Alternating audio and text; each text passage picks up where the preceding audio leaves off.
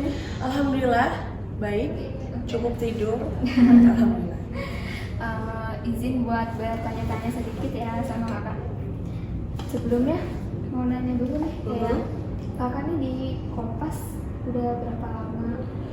Aku masuk Kompas itu Maret 2015. Jadi kalau dihitung sekarang, wow udah 9 tahun ya.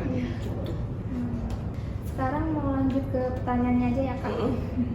Yang pertama, bagaimana sih cara memastikan bahwa informasi yang kakak siarkan itu atau sampaikan tetap faktual dan tidak terpengaruh sama hoax gitu? Oke, yang pertama kalau misalnya dengar kabar, misalnya kayaknya isunya seperti ini nih. Sebagai jurnalis pasti dia punya kontak dengan narasumber-narasumbernya atau orang-orang yang kenal atau mungkin mengetahui lebih banyak tentang isu itu. Yang pertama dilakukan adalah kamu punya gadget, kamu punya HP, kamu kontak. Aku dengar seperti ini benar tidak gitu. Mohon konfirmasinya sebelum kamu melaporkan ya. Jadi kamu ada proses cek fakta di situ. Itu yang pertama. Kedua, diskusilah sama timmu, teman-teman di redaksi, teman-teman di kantor, pun sama teman-teman di sama jurnalis gitu. Jadi biasanya tukar informasi itu semakin banyak versi yang sama, berarti kita bisa asumsikan atau diduga sementara dengan kuat gitu kalau oh kayaknya memang seperti ini nih kabarnya. Nah kalau misalnya sudah dapat informasi awal yang kurang lebih itu diduga kuat benar, baru kita konfirmasi lagi ke otoritasnya, maksudnya orang yang bersangkutan. Biasanya kalau aku sendiri, aku melakukan hal yang ketiga. Yang ketiga adalah aku tanya langsung ke orangnya. Jadi misalnya ada sesuatu, ada kasus misalnya KPK operasi tangkap tangan kepada siapa gitu kan. Aku tanya misalnya ke anggota DPR misalnya, aku akan tanya ke anggota DPR yang mungkin aku tahu gitu, apakah mendengar kabar ini gitu. Mungkin sebagian besar akan bilang belum, ada yang mencoba melindungi dan sebagainya gitu. Nah yang dilakukan adalah konfirmasi langsung ke KPK. Mereka ada juru bicaranya, mereka ada orang yang biasanya memang jadi corong ataupun bagian medianya lah, bagian komunikasi publiknya, ya itu yang ditanyakan. Itu yang bisa kita lakukan untuk menjaga apa yang kita sampaikan itu tetap faktual, itu berdasarkan kondisi yang terkini. Oke. Kita lanjut aja ke pertanyaan kedua, yaitu apa saja persiapan yang biasanya kakak lakuin sebelum menyampaikan berita langsung di depan kamera? Oke, nah sebelumnya selama 2,5 tahun aku itu di divisi buletin. Divisi buletin itu bagi yang tidak familiar istilahnya adalah divisi yang sehari-hari mencari dan melaporkan berita. Jadi kalau misalnya kamu lihat program berita di mana misalnya ada jurnalis yang live report, itulah mereka di divisi buletin.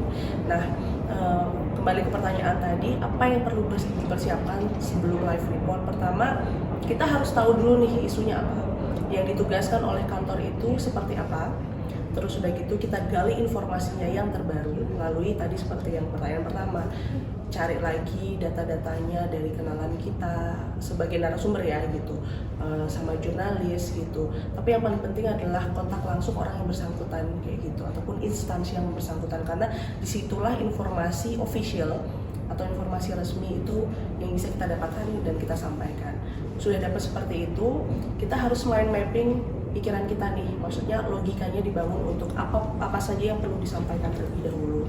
Kalau kita ngomongin tentang hard news, itu pasti atau straight news, kita harus melaporkan apa kondisi yang paling terbaru dan yang paling penting.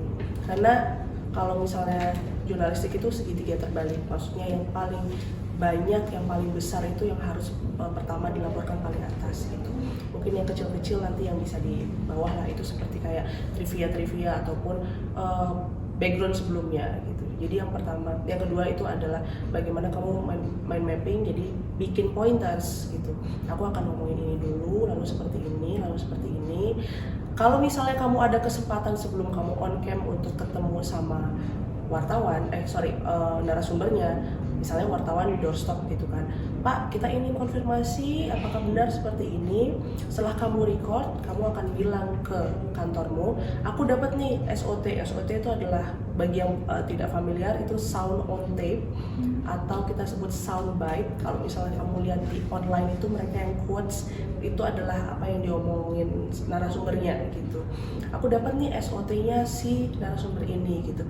Oke Din, nanti bawain by live ya. Jadi setelah kita ngomong, kami sudah mengkonfirmasi dengan pihak lalalala yang menyatakan lalalala, berikut kami sampaikan wawancara kami sebelumnya gitu. Terus sudah itu roll, mereka akan di layar kaca akan lihat tuh bagaimana hasil yang wawancara kamu sebelumnya gitu. Jadi riset itu penting, konfirmasi lagi, terus udah gitu kamu mind mapping apa yang perlu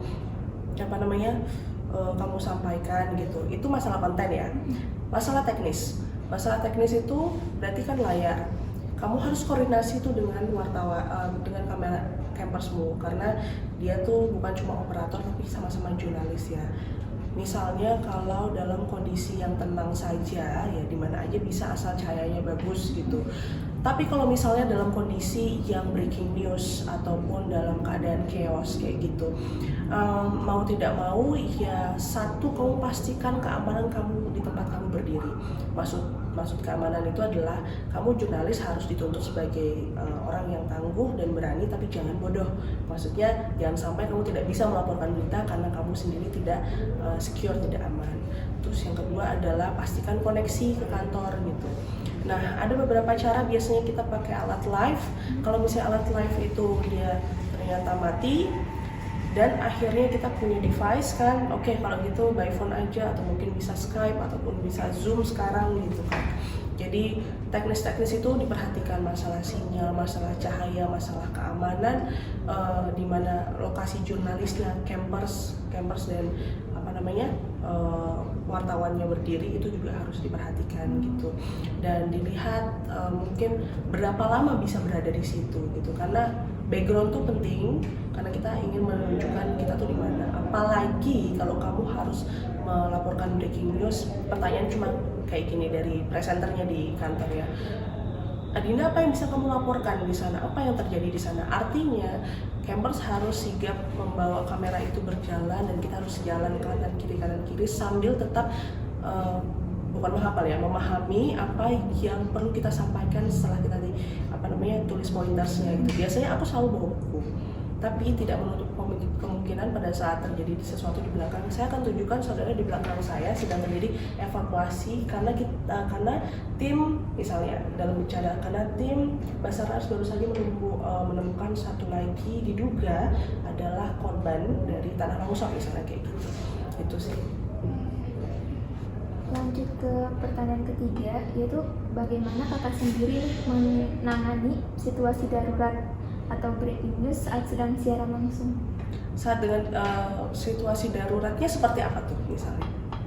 Ya kayak maksudnya aku melaporkan suatu peristiwa yang dianggap penonton itu adalah kondisi sangat darurat, bukan darurat dari versi aku ya gitu, karena kan kita pasti berbeda persepsi kayak bagiku itu mungkin secara jurnalistik, secara jadi wartawan aku nggak merasa itu kondisi yang darurat untuk melaporkan, tapi mungkin peristiwa ini adalah peristiwa genting gitu ya. Contohnya misalnya apa ya, aku pernah melaporkan demonstrasi misalnya kayak gitu. Apa yang dilakukan untuk bisa tetap melaporkan adalah balik lagi ke tadi ya, pastikan kamu aman posisinya gitu. Pastikan aman. Kalau misalnya breaking news itu kadang-kadang cenderung lebih gampang. Kenapa? Karena informasi yang sebenarnya kita ingin tahu itu sudah ada di depan mata. Jadi ada istilah laporan pandangan mata. Jadi kamu melaporkan apa yang sedang terjadi di depanmu, di belakangmu, di kanan kiri. Kamu bisa meminta kameramenmu untuk, kita akan tunjukkan ke sebelah kiri layar Anda, ini ada ini lalalala, apa yang terjadi di sana gitu. Suatu ketika juga misalnya dalam demonstrasi itu ada misalnya dikasih gas air mata gitu, cus gitu. Kamu bisa melaporkan ke penonton gitu, ke publik bahwa ini situasi genting. Karena situasinya semakin tidak kondusif karena para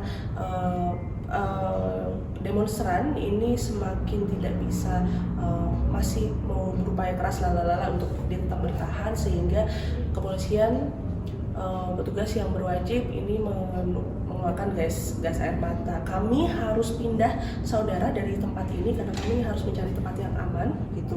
Di belakang kami juga ada beberapa orang-orang yang ikut mengamankan diri bersama kami, misalnya seperti itu.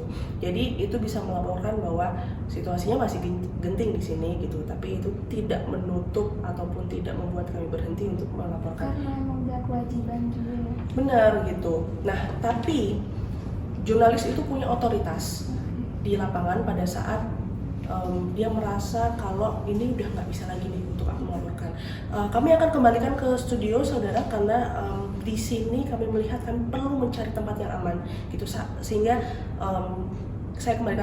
kami kembalikan dulu ke studio dan kami akan mencoba untuk menggali lagi informasi dan melaporkannya lagi di beberapa waktu lagi misalnya kayak gitu. Nah, itu artinya presenter ataupun orang-orang yang biasanya kalau misalnya di kantor itu nggak cuma dilihat presenter ya, ada produser show-nya, ada orang-orang yang monitor, wah ini jadinya seperti apa.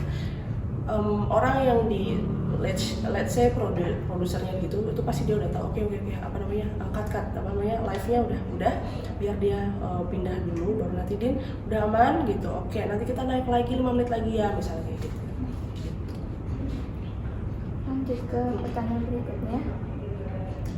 Bagi kakak nih, apa aja sih tantangan terbesar yang kakak hadapi selama menjadi reporter di era digital sekarang? Di era digital, misinformasi, disinformasi itu sangat kerasa, hoax misalnya. Jadi sebenarnya dengan ada misinformasi dan disinformasi ini membuat pekerjaan media atau pekerja media ini lebih besar ya tanggung jawabnya gitu, lebih banyak lah gitu. Mungkin aku sering mendengar orang, wah kalau misalnya banyak yang hoax gini kan media seneng karena banyak yang diberitain gitu. Enggak juga gitu, karena kita pun sebagai media perlu ada tanggung jawab untuk membuat ini menjadi benar. Maksudnya apakah ini sesuai faktanya atau enggak. Kalau misalnya memang benar ya harus dilaporkan. Karena apa? Bahkan Kementerian Kominfo juga itu dia mengklaim beberapa cek fakta hoaxnya itu dia juga dari pemberitaan media gitu. Artinya kan ini bagian dari kontribusi media juga untuk bisa cek fakta terhadap situasi digital, orang bisa posting apapun gitu. Itu yang harus kita konfirmasi lagi, dan tanggung jawab dari jurnalis dan pekerja media untuk memberitakan setelah kami konfirmasi ini adalah hoax gitu. Itu. Nah, tantangan di era digital mungkin AI kali ya. Kalau misalnya AI itu sekarang di Indonesia masih belum ada kasus yang kayak di US beberapa waktu lalu gitu. Karena mungkin teknologinya lebih advance ya, tapi mungkin itu yang bisa diantisipasiin karena itu juga bisa jadi sumber misinformasi dan disinformasi. Tantangan di era digital lagi, kita harus menyesuaikan bagaimana penonton sekarang sudah jarang nonton TV. Terus kita, mungkin kalian sendiri gitu lebih sering nonton berita channel TV, tapi kalian nontonnya di YouTube gitu. Nah, ini tantangan dari jurnalis, gimana caranya membuat tayangan TV itu menjadi lebih digital. Contohnya gimana sih gitu?